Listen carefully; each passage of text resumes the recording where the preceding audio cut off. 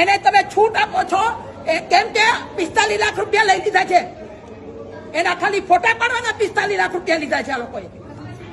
એટલે આ તો તમને બધું ખબર નથી બધાને.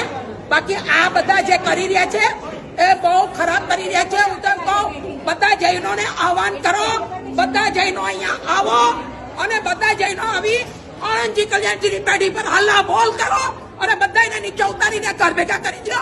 આ એમના બાપનું તીર્થ નથી, આ અમારું પોતાનું તીર્થ છે. આ પોતાનું તીર્થ છે અમારું. આ માયાસાહેબ વર્ષિતપ છે એટલે આજે બ્યાસનું છે, બ્યાસનું છોડીને અહીંયા આવ્યા છે. અમે અહીંયા આવવાનું કારણ જ આ છે કે કમ સે કમ બધા આવો, આવી અને આણંદજી કલ્યાણજીની પેઢી પર આવો અને આ બધાને રવાના કરો. એના બાપનું નથી આ તીર્થ અમારું છે. મોકલો, બધાને મોકલો, જેટલાને વધારે મોકલાતું એને મોકલી અને બધા આવો, આવી અને આપણા તીર્થની રક્ષા કરો.